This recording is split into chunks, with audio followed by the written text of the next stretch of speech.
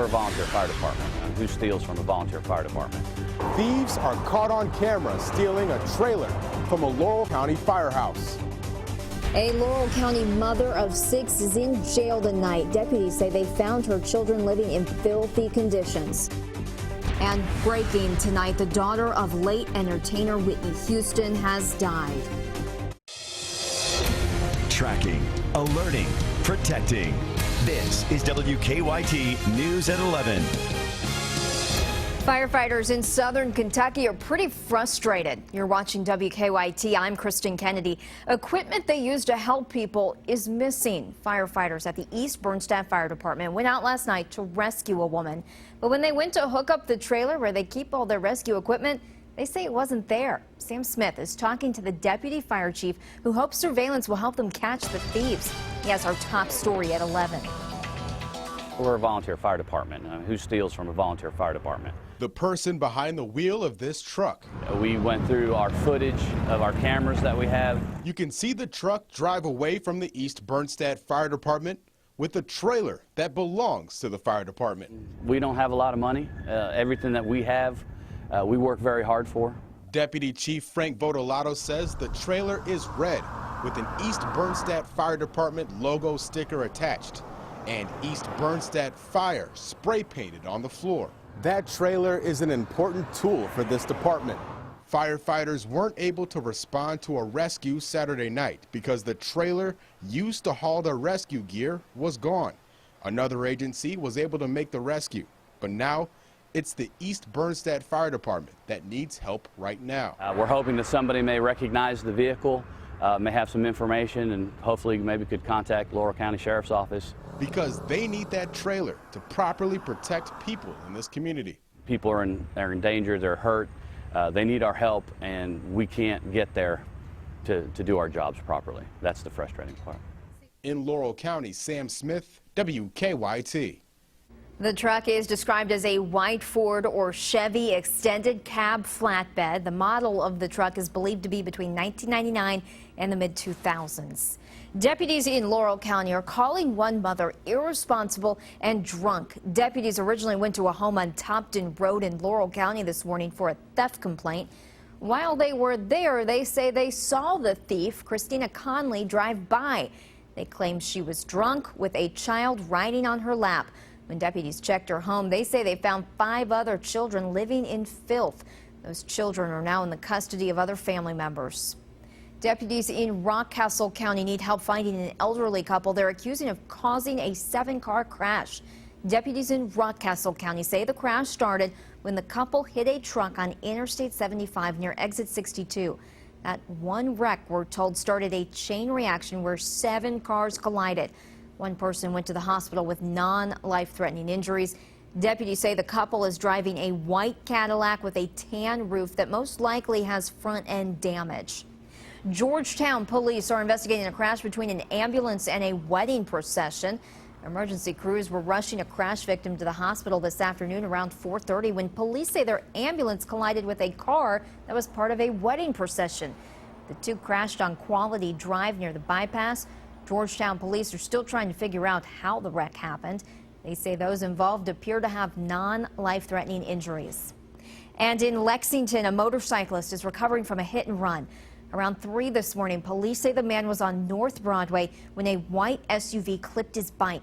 Investigators later found that SUV abandoned in a nearby apartment complex. The motorcyclist went to UK Chandler Hospital with non-life-threatening injuries. Police are looking for the driver of the SUV.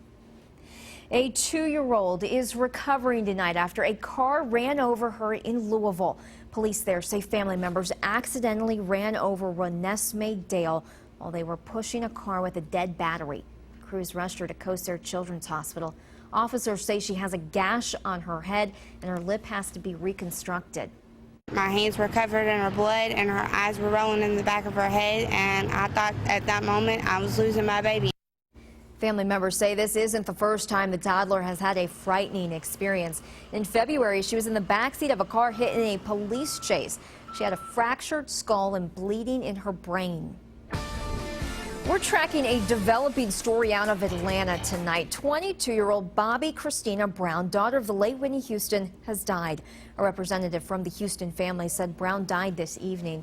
She'd been in a medically induced coma since January when family found her unresponsive in a bathtub at her home in an Atlanta suburb.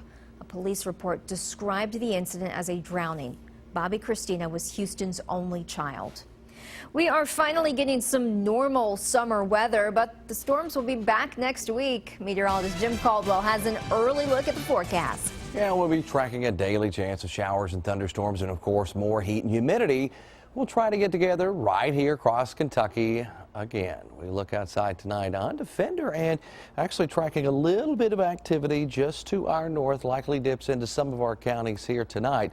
As you can see, plenty of action showing up to our north with showers and even some thunder showers. And what we're looking at here will likely sweep in and impact folks across parts of Owen County and maybe a little bit deeper as we progress into the overnight. Now, we don't expect it to be a round of strong or severe weather, maybe a little gusty wind, a little bit of lightning and thunder associated with that. 79 right now in Lexington, 77 in Richmond.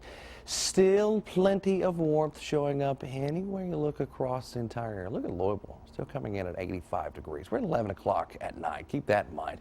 Out the door tomorrow, a few showers possible with fair temperatures. We're at 70 degrees there, 83 by midday with a little bit of sun, clouds, and a stray chance of a shower or a thunderstorm. But as you head home tomorrow, we might have a few more thunderstorms and a little on the muggy side.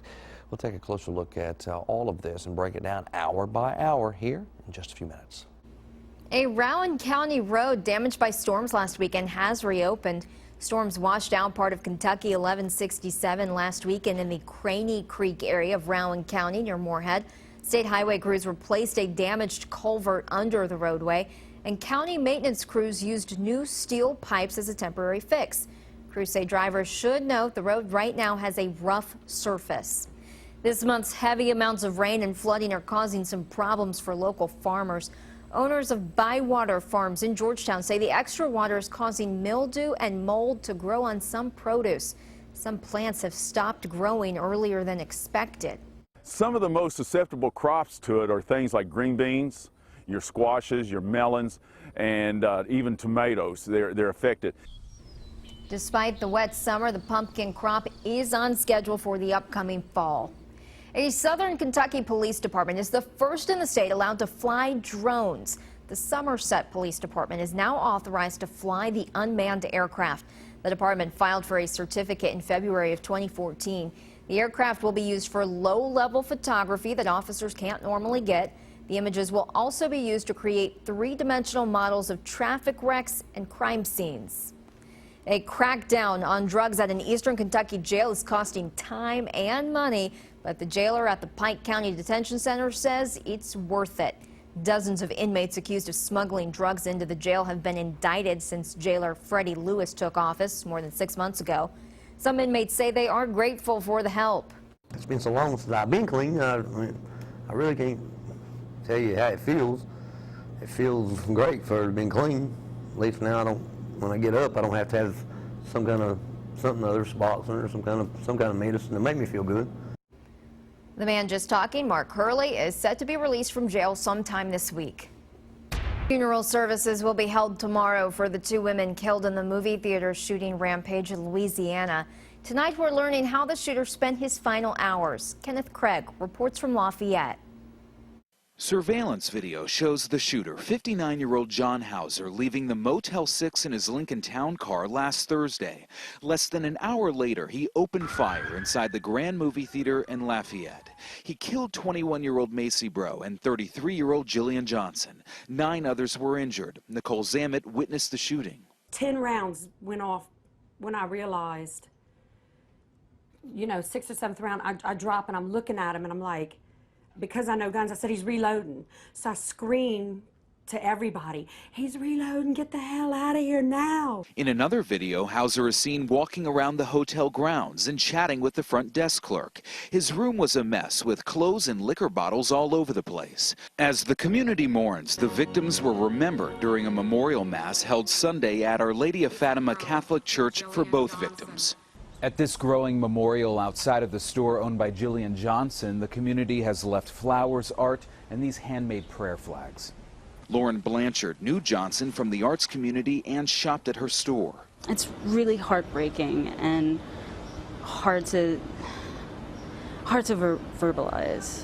Police say Hauser suffered from decades of mental illness. They just don't know why he went on the shooting spree. Kenneth Craig, CBS News, Lafayette, Louisiana. Police have interviewed 100 witnesses so far. 3 of the 9 shooting victims are still in the hospital. 2 Florida families are holding out hope their sons will return home. They last saw 14-year-olds Perry Cohen and Austin Stefanos Friday. Police say they were out on a fishing trip. Today, the Coast Guard found the teenagers' empty boat just off the Florida coast. We wholeheartedly believe that they are out there and alive. I just want him home. I know he's coming home. I just want him home now. Boaters across the country are sharing flyers on social media to help find the pair. A Kentucky State Police trooper is recovering tonight after getting injured in a chase. State police say a man drove through a checkpoint on Kentucky 119 in Bell County and then turned on Kentucky 72. The driver eventually stopped the car and police say he took off running. During the chase, we're told one trooper broke his leg. State police still haven't caught the driver. Kentucky State Police in Adair County are investigating a crash that killed a Pulaski County man. That crash happened early this morning on Kentucky 80 near Columbia. Troopers say 53-year-old Ricky Collins from Tennessee was driving west when he went over a hill and hit 27-year-old Tyler Brower from Somerset. Troopers believe Brower was walking in the westbound lanes on his way back to a friend's home who lived about a half-mile from the crash scene. Brower died. Collins went to a nearby hospital. A Franklin County distillery is using some new, unique technology. Buffalo Trace has a new warehouse that uses robotics for automated storage and retrieval of liquor pallets. It's the first distillery in the state to use the technology. It's part of a $20 million investment. The system sorts pallets of boxed liquor and then 3 cranes organize them into rows. When an order comes in for a pallet, the crane can retrieve it. Fraternity Brothers making a cross-country trek to raise awareness for people with disabilities made a stop in Nicholasville tonight. Members of the Pi Kappa Phi fraternity biked through Jessamine County today, capping off a 95-mile bike ride. The ride is part of Journey of Hope, and every cyclist commits to raising $5,000 to take part in the event. It means a lot to me. I know a lot of people that have disabilities, and some of those people mean a lot to me in my life and have made a big impact. And I saw this as a way not only for me to give back to them, but to the community of people with disabilities as a whole. The total trip spans 4,200 miles. Cyclists from 3 different teams will meet up in Washington, D.C. August 8th.